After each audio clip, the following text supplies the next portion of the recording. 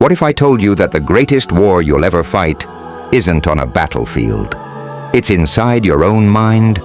There's a craving, silent, seductive, that slips into your thoughts when you're bored, tired, lonely, or scrolling late at night. It doesn't shout. It whispers, promises pleasure, escape, control. But what it really does is consume you. Lust isn't just about sex. It's about escape. It's about trying to fill an emptiness inside that no screen, no body, no temporary high can truly satisfy. And the more you feed it, the hungrier it gets.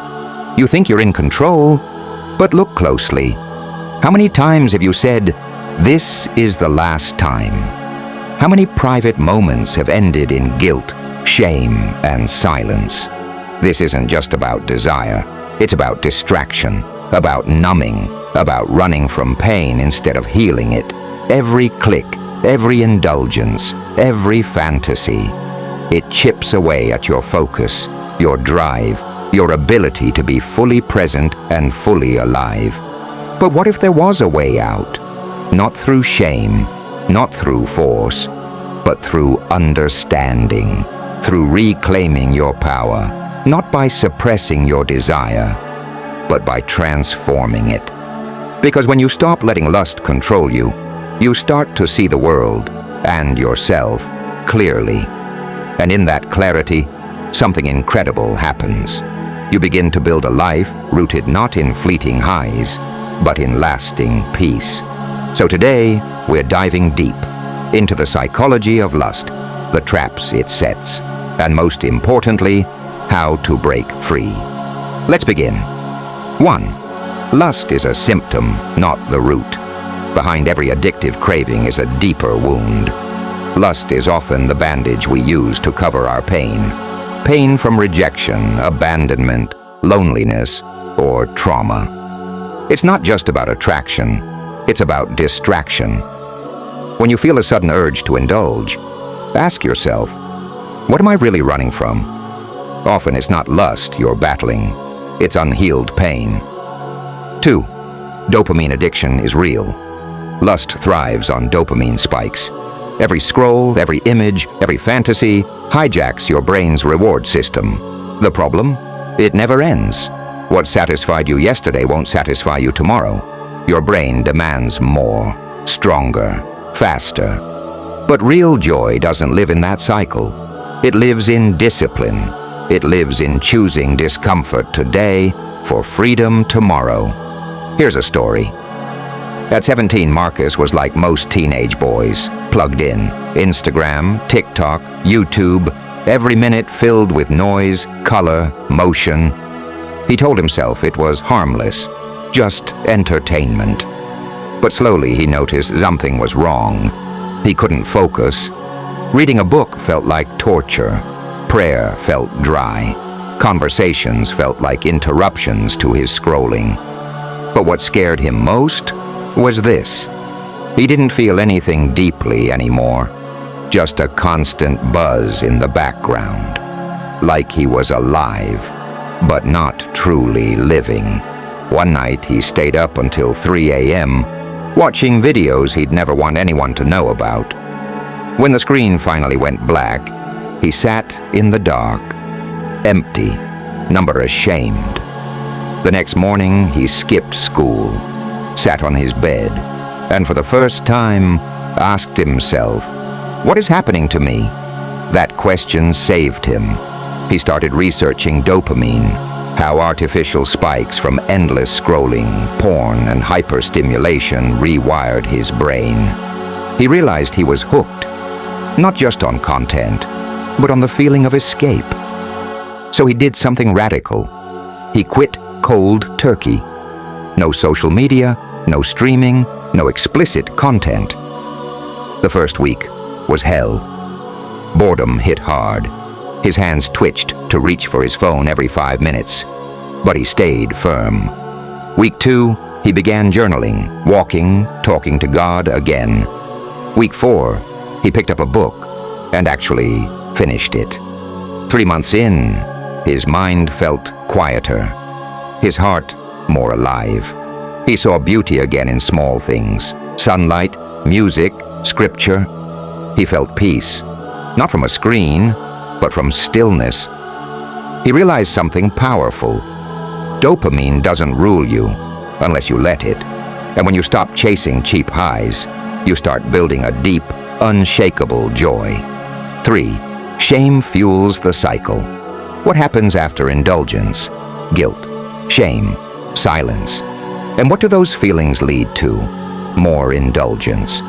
Because now you're trying to escape the shame you created. It's a trap. The way out isn't self-hatred. It's compassion with accountability. You're not a monster. You're human. But you're also responsible. And that's your power. 4. Lust kills presence. It pulls you out of the moment. When you're with someone, you're not really with them. When you're working, you're distracted. When you're alone, you're restless. Lust scatters your mind, weakens your focus, and dulls your connection to the now. True power is in presence. True peace is in focus. Femte-lust erodes intimacy. When lust is your default, real intimacy becomes threatening. Vulnerability feels uncomfortable. Love feels too slow. So you chase fantasy instead of building connection. But fantasy is hollow. Intimacy is where transformation lives. The irony? When you delay gratification, you open yourself to deeper joy. 6. You don't fight lust by suppressing it. You fight it by transmuting it. Sexual energy is creative energy. Channel it. Use it to write, to build, to train, to grow. Let it fuel your mission, not your destruction. You're not meant to be numb. You're meant to burn with purpose. Redirect the fire. 7. Environment matters more than willpower. You can't expect to break free while bathing in temptation. What are you feeding your eyes, your ears, your mind? What do your routines look like at your weakest hours? Willpower fails. Systems win. Design your life like your future depends on it. Because it does. 8. Your body keeps score. Lust doesn't just affect your mind. It affects your body. Your energy dips. Your confidence plummets. Your posture slouches. Your eyes lose focus. But the moment you reclaim control, your body responds. You feel sharper, more magnetic, more alive. You don't just look different, but you become different. 9. Most people never escape. They joke about it, normalize it, shrug it off. But deep down, they know it's killing them, spiritually, mentally, emotionally. Don't be most people. Be the exception. The one who says, enough. The one who faces the monster and walks away, stronger. 10. You need a higher why. Discipline without vision is punishment. You need something greater than lust to live for. A mission, a calling, a future family, a divine purpose, something worth sacrificing for. Lust becomes powerless when your life is too full of meaning to waste on emptiness. 11. Forgiveness isn't weakness. You'll stumble, you'll relapse, you'll fall. But shame isn't your identity. Get back up, learn, grow, forgive yourself, and move. Every great man has scars. What matters is that you keep walking. 12. Real strength is restraint. The world tells you to indulge, that masculinity is measured by conquest. But that's a lie. Real strength is found in self-control, in choosing purpose over pleasure, in leading yourself when no one's watching. You don't rise by feeding your urges, you rise by mastering them. Let me tell you a story.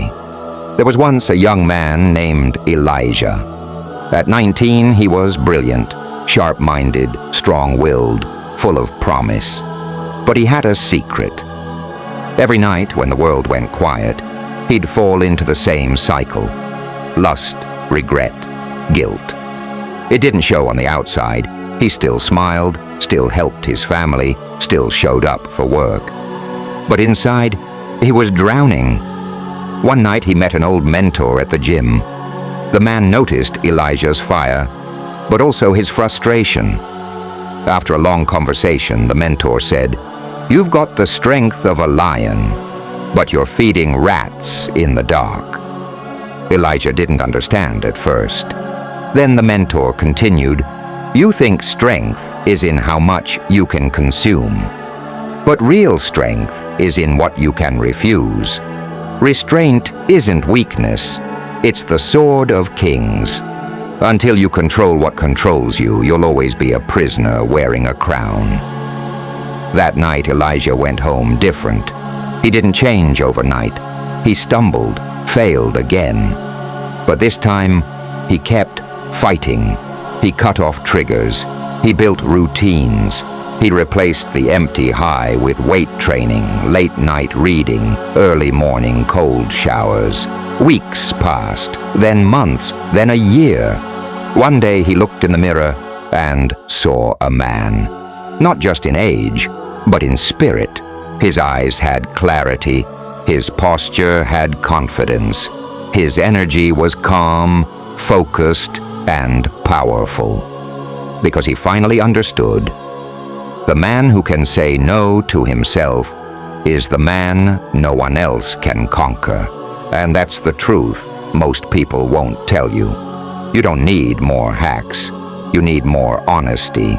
You don't need more pleasure. But you need more purpose. Because when you finally stop chasing lust, you start becoming the man you were born to be. So I'll leave you with this. Will you be mastered by your desire, or will you master your life? The choice has always been yours.